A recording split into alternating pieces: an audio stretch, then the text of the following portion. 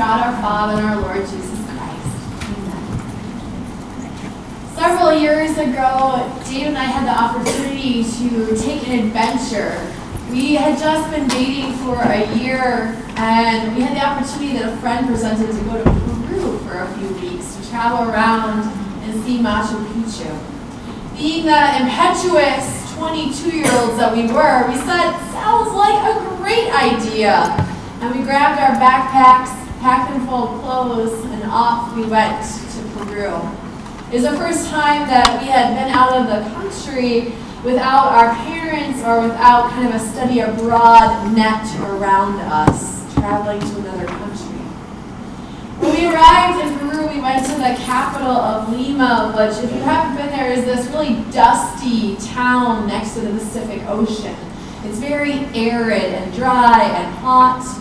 We stayed in a youth hostel with other international students from European nations, and then we stayed in this hostel in this nice area of the town by the Pacific Ocean called Miraflores. It's very similar, I'd say, to how our own neighborhoods look, with very nice homes, easy access to nice restaurants and such.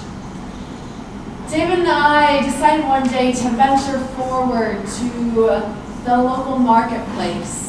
We pulled out my handy Lonely Planet and Rick Steves travel guides, and we scoured them for the hidden gems that we should go see in Lima, Peru. Wanted to go off the beaten track, to find out and meet and encounter the people who lived in Peru. Not just the tourist sites, but to actually go somewhere where we could have encounters with the local population. And so we gathered up our stuff for the day with our maps marked in these travel guides, and we went forth, venturing forth beyond the safe neighborhood of Miraflores into neighborhoods where the houses continued to kind of decline. The heights of the fences inclined, and soon we were in neighborhoods where there was broken glass and barbed wire on the top and those alert dogs running around. And we kept opening up the guide saying, well, Rick Steves has been here. We can do this too. By golly. And so we kept going past the men with the AK-47s until we found the marketplace that was in the book that Rick Steves went to. And we entered the marketplace. It was a new experience for me. I had only ever been to Europe before, and I'd been to European marketplaces, but never a South American one. It's really a sight of kind of this beautiful, cohesive chaos going on all at once, of fresh foods and the smells of the variety of local cuisines, the sale and the kind of bartering going on in loud and low murmuring of voices throughout the marketplace, with stalls filled with beautiful produce and artisanal crafts and things that people need for their daily living. Dave and I were venturing forth as I came upon a stall filled with these beautiful alpaca blankets. They looked very much like this one. I went forward with my hand outreached to touch them and just lay my hands upon them, and I turned to Dave and I said, I need one. I want to bring one home for me and my mom, and I wondered how much they cost, because I didn't have very much money as a broke seminary student backpacking through Peru. We turned the corner within the stall, and out peeked this beautiful face of an aged, wrinkly, white-haired Peruvian woman who came forward and spoke with me in Spanish. I explained who David and I were, what we, the Los Americanos, were doing in her marketplace at her stall, and how beautiful her blankets were. She came forward and she gathered the blanket that I had been stroking and touching, and she brought Dave and I together and she put it around us. Both of us side by side with the blanket wrapped around like this, and then she took our hands together, David and mine, and clasped them and placed her hands on top of ours. And she began in Spanish to give us a blessing. She blessed us to have a long and happy marriage full of a home and beautiful children. She blessed us that God would be with us wherever we went and that we would always have a home in each other. As her benediction concluded, she kissed us both on our cheeks and gave us hugs. We were standing there in this marketplace, the only Los Americanos, frankly the only people with very white skin, surrounded by the beauty and smells of this marketplace and the benediction of this beautiful Peruvian grandmother bestowed upon us. David and I tried to offer money for the gift of the blanket, and she kept repeating towards us, "Es un regalo," it is a gift, as she would kiss us again and send us forth. I could see as her granddaughter came around the stall, shaking her head quite ferociously at her grandmother, like, "Why?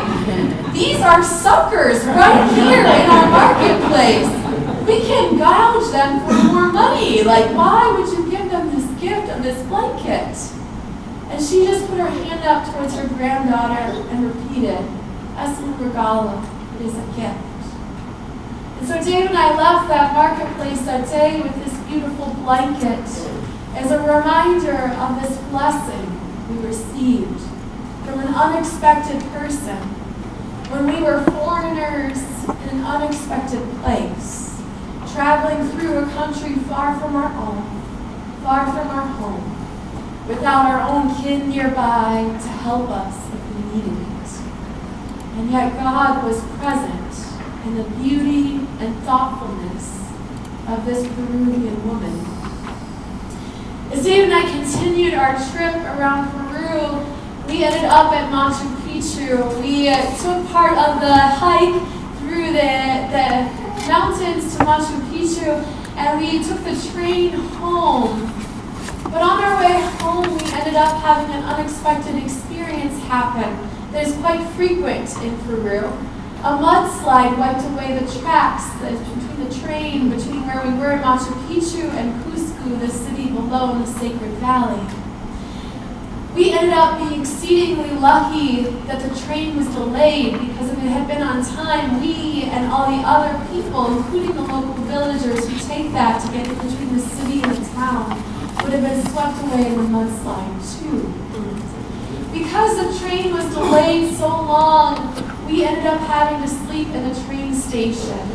We did not know when or if the tracks would be cleared of the mud and debris. The villagers who were in the small town where we stayed below Machu Picchu, called Aguas Calientes, they were accustomed to this. This is just a matter of fact part of life. The mudslide comes through, you clean the mud and debris off, you go back on the train. For David and I, this was a very new experience. We're used to being like, "What do you mean the flight or train isn't on time? You better get it here right now." Instead, we ended up having to sleep on the floor of this worn train station with the blessing of this blanket to sleep with. We would take turns, one of us staying guard, one of us sleeping, as the other one was cradled up in the blanket at night, already an unexpected blessing for us. Throughout the years, this blanket has landed on our couch in the home that we share together. I don't know what David's hopes were from that trip. I think both of us at that early of a dating stage, and for us, a year of dating was a slow dating, like journey towards marriage. We didn't know if we would be together or not.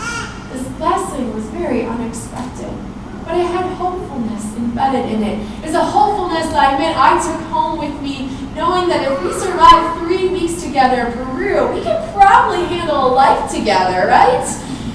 So far, that's been working out. So far.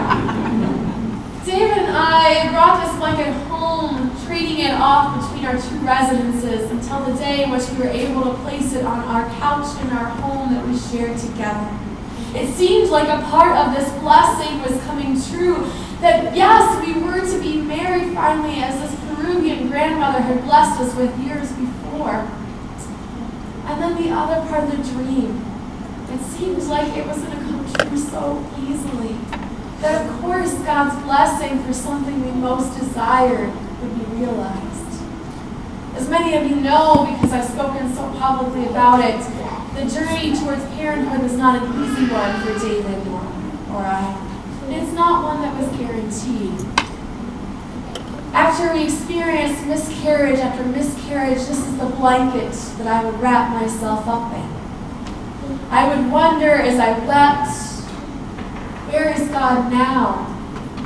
Where is that blessing that I so believed in? Was God not present that day in that marketplace?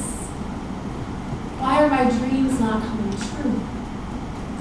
As the years went by, I began to have different changes of heart come embedded in the fibers of this blanket as I gathered around it.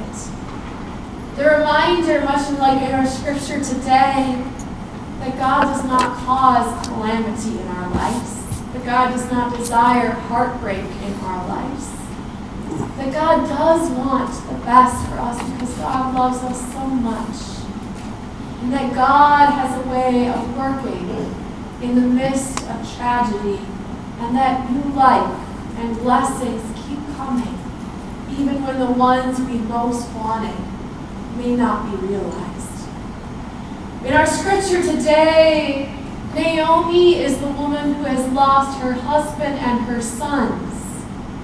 Her heart is broken. Last week, when Pastor John, you heard the scripture, she told people to change her name herself from Naomi to Mara. Mara, which in Hebrew means bitterness. She begins this journey in the book of Ruth, which is only 4 chapters, as a very broken woman who's wondering, where have God's blessings gone? Why is my God no longer with me? Why have my husband and my sons, my economic security, my home, my whole life been taken away? Who will I be now? Her daughter-in-law, Ruth, is very daring. She not only chooses to stay with her mother-in-law instead of going home to her own family so that she can have a new marriage and economic security for herself, she stays with her and says, we will make it through this together. And Ruth finds a very initiative kind of way to support them for survival. She goes out in the fields and she gleans the wheat and barley that is left over. Or the way the Israelite law says widows can. And upon being in the field, through God's providence, not only through God's providence of her daring, but through the gift of compassion of someone who doesn't owe her a thing in the world, Boaz sees this woman hard at work and gives her this blessing of saying, let this woman have the grain she needs, not only from what's left over, but from the plenty. And then he also offers her the gift of protection, which for a woman at this time was most needed, so that she would not be harmed. He didn't have to do that. He wasn't related to her. The kinship line, she didn't know about between him and Naomi's husband that was deceased. And it was so far apart, it'd be like your 4th or 5th cousin. It wasn't a kinship line in ancient Israel that demanded that one care for another. He simply did it because he had compassion for her and offered this blessing. Ruth accepts the blessing offered, and she goes home to her mother-in-law, and her mother-in-law is able to rejoice in it and see that God has not abandoned them. Her heart begins to change from one of a living death to one of full-on resurrection, in which she sees that, yes, God is with her in the midst of tragedy and goodness. That God is there for all those parts of our lives. And that God's blessing can come in unexpected ways. I stand before you this day with a blanket for me, which has been such a benediction. I'm so grateful for my daughter's life. and that I get to have that dream of motherhood realized in her. The hard reality that I had to learn along that journey is that even if Violet were not here today, God was still with me. God is still with me. That I am a mother in so many ways that have nothing to do with being a biological parent. That our dreams can come true, that God's unexpected blessings may come in ways we never imagined. How do you know God's blessing in your own life? Who gives you the benediction that you so desperately need? How do you go about being an agent of God's blessing for others? I can't tell you how much it means to me that 11 years later, I can still tell you about the Peruvian grandmother who blessed David and I with a benediction and the gift of this blanket. Who are those people for you? Gather them in. Let them bless you. And go out and be that person for others. In Jesus' name, amen. Amen.